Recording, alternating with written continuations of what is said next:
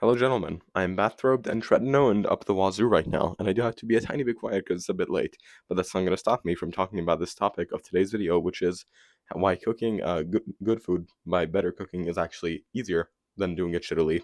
And this guy is really shining today. Okay, first off, ingredients. This is something I thought about just recently. When you get actually good ingredients, and ingredients that work well for you, even if they're a tiny bit more expensive, they're so much easier to work with than if you have shitty ingredients. So that's already gonna put you off to a better start. When you buy higher quality vegetables, they're usually like pre-washed. You don't have to do the whole thing of washing them and then patting them with a paper towel. Sometimes you do. That's not the biggest deal in the world. But the higher quality ones tend to be more robust and easier to work with.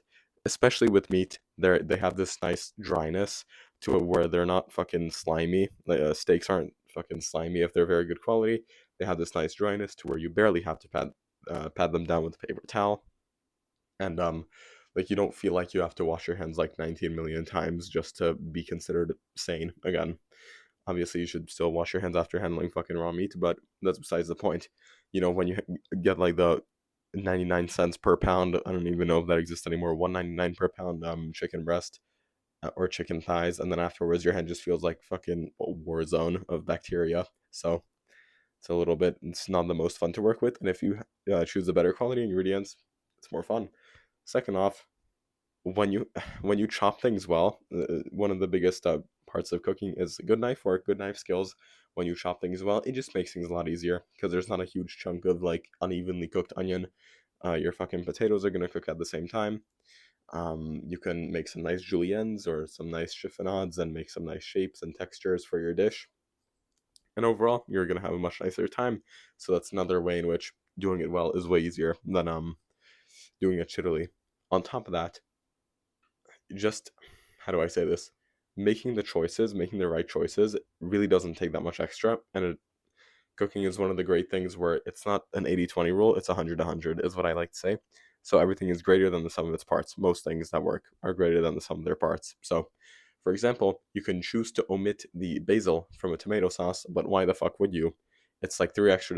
It may honestly, it's worth the extra trip to the store, right? Because the tomato sauce with or without, night and day difference. Whereas something like I mean, if you skip one rear delt isolation, to be honest, even in lifting, it makes sense because if you skip rear delt isolations, your physique is going to suffer. If you skip your fucking accessories, your isolations, whatever you want to call them, whichever sport you're in, your physique is going to suffer. Just like that, if you skip the basil and on the nice tomato sauce, then your fucking dish is going to suffer massively. Like the low taper fade meme, which I'm hearing is still pretty massive. So, uh, next up, let's just try to think of some more examples.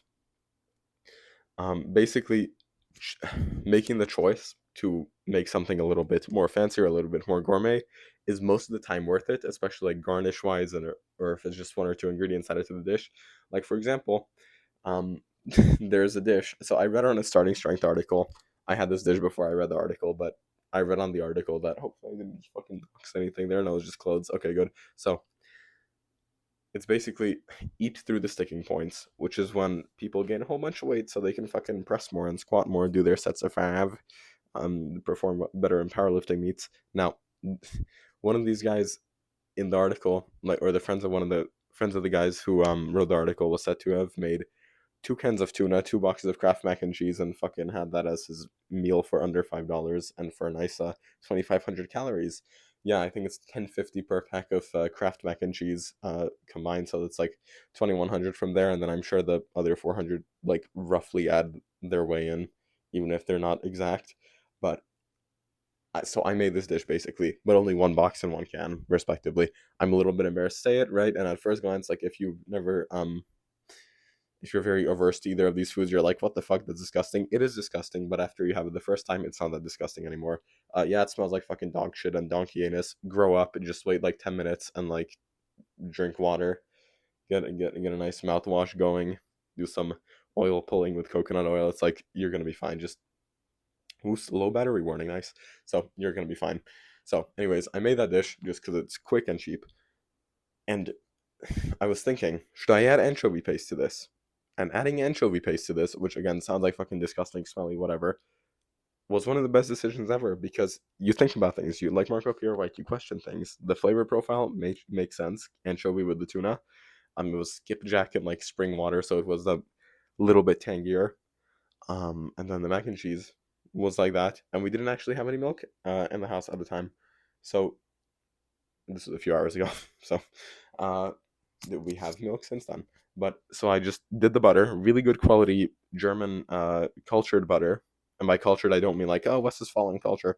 I mean like there are active like live cultures in the butter, like, or in the making of it, which is different than how they may do it here in the nice United States. So a couple tablespoons of that went in there, and water. Who the fuck would have thought? And then anchovy paste, and then that's the mac and cheese, and then you put in the tuna, the can of it, and it worked well.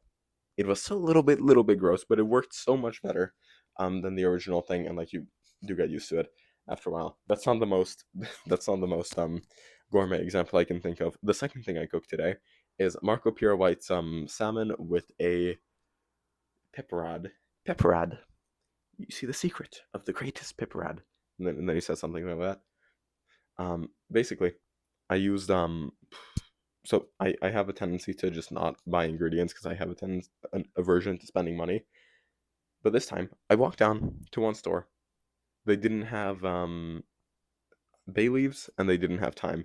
They had they didn't actually have regular basil either. They had Thai basil, which I didn't realize, which is kind of fucking L on my part. I didn't realize that it was Thai basil, not regular basil, but it still worked very well. So, usual me would have been like, oh fuck it, whatever. Went up and made the dish the usual way, just because it was easier, right?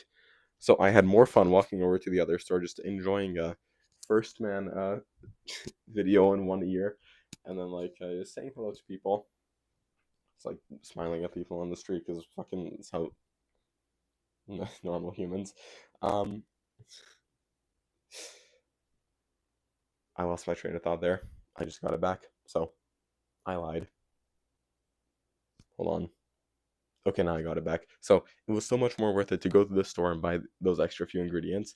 And all in all, it cost me like $13 for the vegetables, and the herbs in LA, which is like it's not the worst thing in the world. And the flavor was amazing. The flavor was extraordinary compared to if I just went back, salt fucking was mauling that I didn't have the full ingredients, and then I would have just made a significantly worse dish. So these are some examples in which making the actual better food and making the right choices, it's so much easier than making the shittier ones. If you want to learn a bit more about how to make those right choices, please go down in the description. That it will be my online course, which is going now for a very, very good pre-sale price, only for the first 10 orders. And in that, I talk to you about all things diet and nutrition. So if this video helped you at all, go check that one out. I think that will very much be to your liking. Thank you very much. Have a good evening.